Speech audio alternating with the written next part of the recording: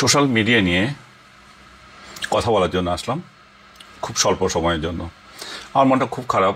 আজকে আমার বড় ভাই মৃত্যুবরণ করেছেন। উনি আমাদের পিতৃতুল্য বড় ভাই ছিলেন, ঢাকায় থাকতেন। উনি পেশায় ডাক্তার ছিলেন, দীর্ঘদিন সৌদি আরবে ছিলেন, ঢাকা সিটি কর্পোরেশনেও চাকরি করেছেন।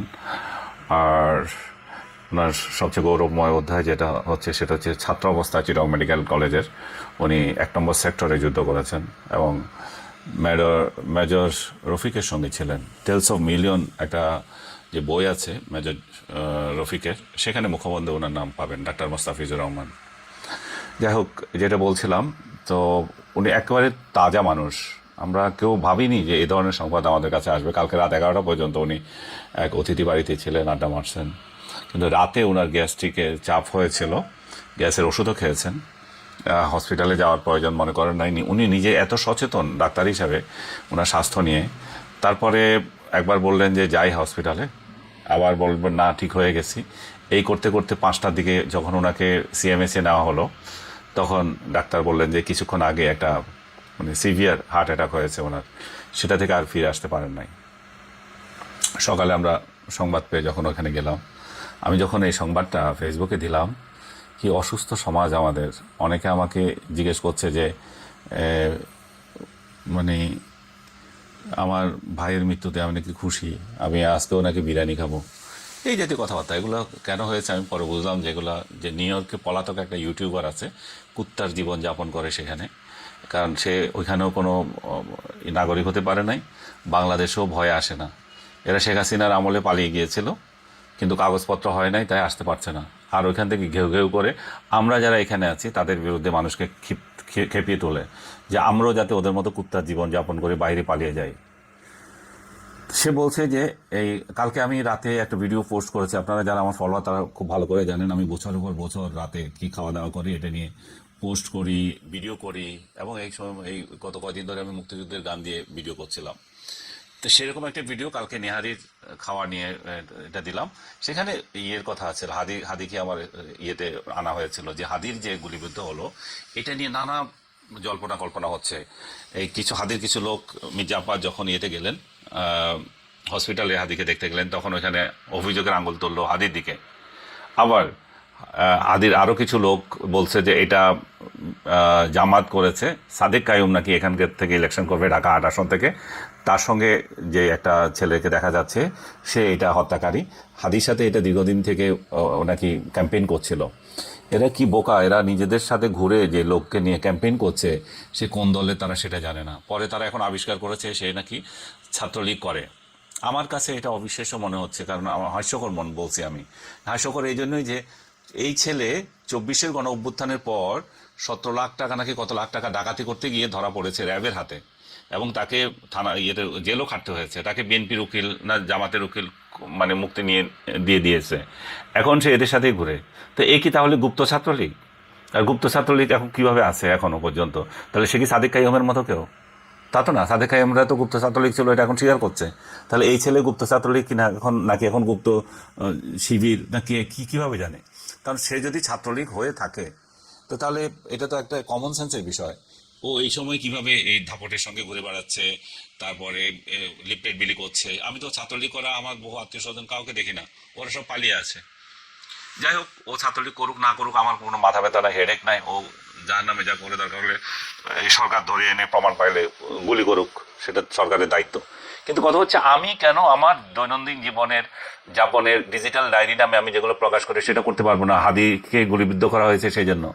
এখানে হাদির সাথে কি সম্পর্ক এটার?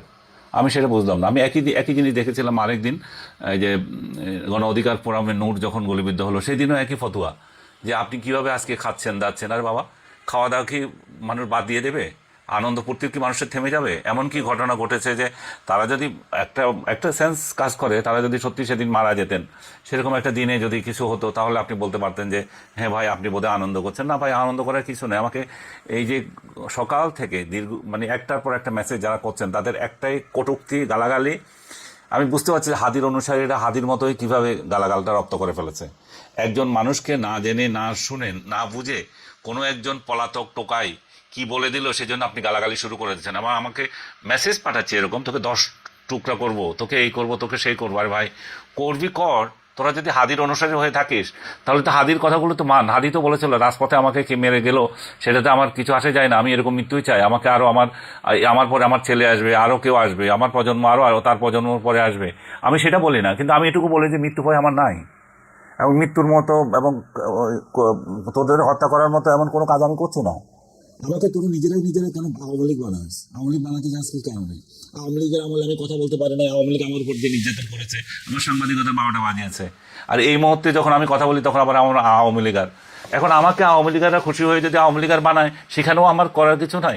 তোরা যারা আবার আমাকে আওয়ামী লীগার বানাস, তাতেও তো আমার করার কিছু না। আমি কি করবো? আমি তো আমার মতোই আছি, আমার তো কোনো রাজনীতি করতে হয় না। আমি কোনো টক শোতে যাই কেন? টক শোতে যারা ডাকবে তাদেরকে হেয় করবে, তাদেরকে এই করবে সেই করবে। আরে ভাই, টক শো কি আমার পেশা? টক শোতে না গেলে আমার কি আসে যায়? আমি আরও একদিন বলেছি, ডাকলে যাবো, না গেলে না ডাকবো, এটা তো আমার পেশা না, এটা দিয়ে আমার খাইতে হয় না, এটা নিয়ে চলতে হয় না। আমি তো ফকিরনির ঘরে জন্ম নিই নাই যে আমার খাওয়া পড়ার দায়িত্ব তোদের উপর আছে, আর তোদের জন্য তোদের কথায় আমার চলতে হবে তো, এবং খাওয়া পড়ার আমার ডিস্টার্ব হয়ে যাবে, তাই এগুলো নিয়ে আমার উদ্বিগ্ন হইতে হবে। আমার তো কিছু না। আমাকে বলছে যে আপনি কি আপনার ভাইয়ের ইয়ের দিন বিরিয়ানি খাবেন, নেহারি খাবেন? আরে ভাই, মেহারি আমার ইচ্ছে হলে খাবো, এটা ভাইয়ের মৃত্যু আবার কি? এটা তো আমার মন মানসিকতার উপর। আমি সারাদিন কিছু করে খাই নাই আজকে, কারণ আমার মন চাই নাই। আবার দুপুরে যখন ওনাকে খবর দিয়ে এসলাম আমরা বনানী গোরস্থানে, বাই দ্য ওয়ে ওনার বনানী গোরস্থানে যে সামরিক গোরস্থানে ওনার দাফনটা হয়েছিল, উনি একজন বীর মুক্তিযোদ্ধা হিসাবে ওখানে তাকে শ্রদ্ধা জানানো হয়েছিল ঢাকা জেলার পক্ষ থেকে বা এলাকার পক্ষ থেকে, প্রশাসনের লোক ছিল। সব দিক দিয়ে জানাজাটাও ভালো হয়েছিল। ওই যে সিএমএস হসপিটালে আমরা জানাজার আয়োজন করেছিলাম।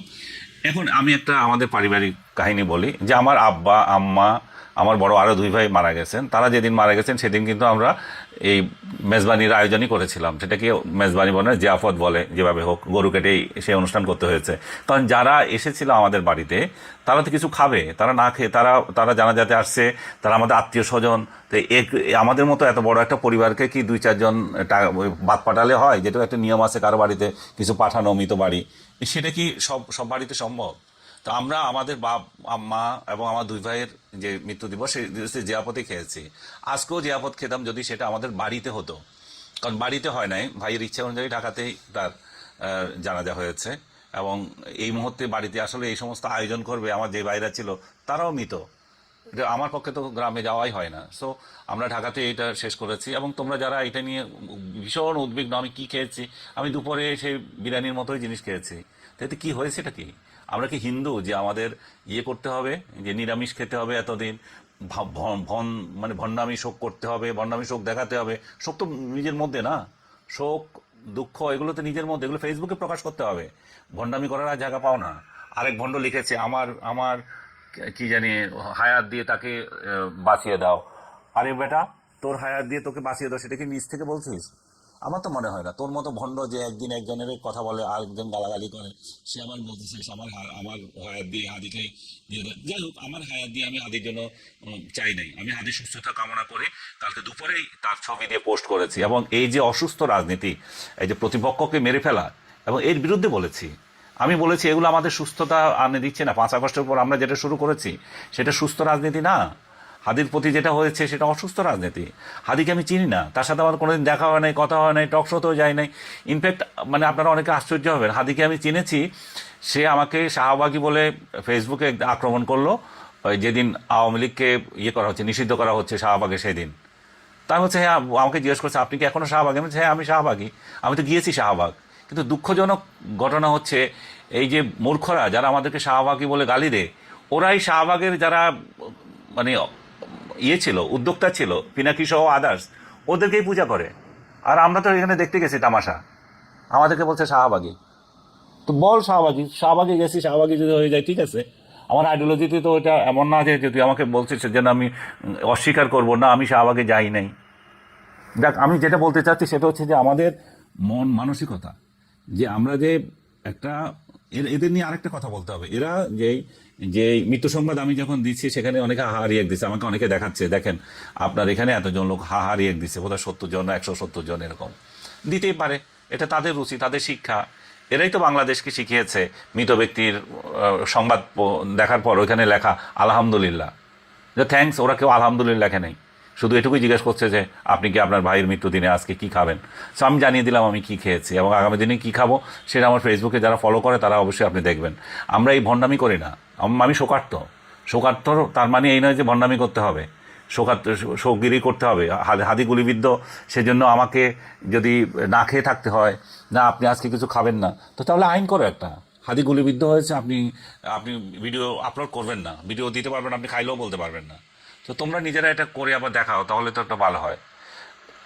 আর কি বলবো, এগুলো এই এই অসুস্থ রাজনীতি, অসুস্থ চিন্তা, এগুলো নিয়ে আর কথা বলতে ইচ্ছা হয় না। আর পলাতক যে দুই ইউটিউবার আছে তাদের তো মাথা এমনিতে খারাপ হয়ে গেছে। এই যারা এখানে যে গর্দভগুলো তাদেরকে অনুসরণ করে আমাকে গালাগালি করছো, তাদের তো এটা মাথায় রাখা উচিত।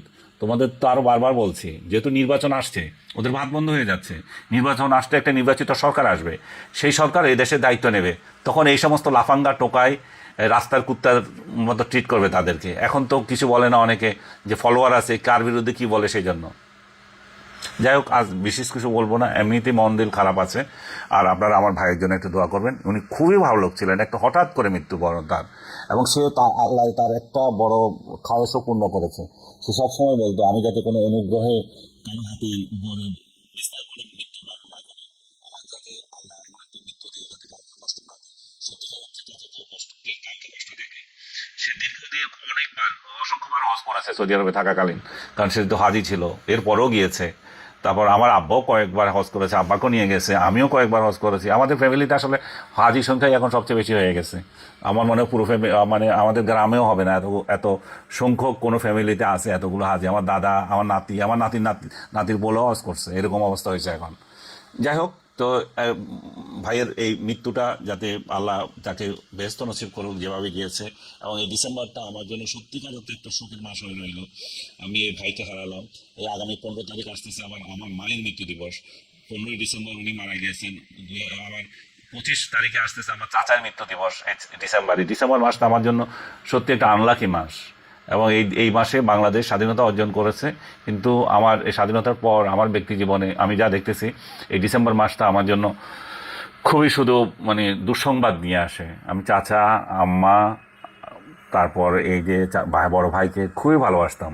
আমি দেখছি যে আমার ভালোবাসার মানুষগুলোকে আল্লাহ খুব তাড়াতাড়ি নিয়ে নিচ্ছে, এবং হঠাৎ নিয়ে নিচ্ছে কোনো ইয়ে ছাড়া। চাচাও ঠিক এরকম এক রাতে মারা গেলেন, মানে এই হঠাৎ বুকে ব্যথা হয়েছে, হাসপাতালে নেওয়ার পথেই মারা গেছেন। যাক, আপনাদেরকে আবারও অনুরোধ করছি যে আমার বাবা মা, ভাই বোন যারা মৃত্যুবরণ করেছেন, চাচা, সবার জন্য একটা দোয়া করবেন। সবাই ভালো থাকবেন। আর ভুল ত্রুটি হলে আমাকেও মাফ করবেন। আমি তো মানুষ, আমি একটু ভুল ত্রুটি করতে পারি। আপনাদের হয়তো আবেগে আঘাত দিয়েছি, কিন্তু আমি আসলে আপনাদেরকে কাউকে ইনসাল্ট করার মেন্টালিটি নিয়ে কোনোদিন আমি কাউকে কিছু বলি নাই। এবং এই যে একজন গুলিবিদ্ধ ব্যক্তি, একজন মৃত ব্যক্তি, এগুলোকে নিয়ে কেন আমরা ইয়ে করবো? এগুলো নিয়ে কোনো অসভ্যতা, এগুলো যে সমস্ত অসভ্যরা এগুলো করে, তারাই শুধু এগুলো অন্যদের নামে ছড়ায়। তারাই সেই সমস্ত লোক, আপনাদের কিছুক্ষণ আগে বললাম, যারা অন্যের মৃত্যুতে আলহামদুলিল্লাহ বলে। এরাই আলহামদুলিল্লাহ মানে সংস্কৃতির জনক। এরাই আবার অন্যের অনুভূতি নিয়ে, অন্যকে নিয়ে কথাবার্তা বলে। তখন সত্যি এটা একটা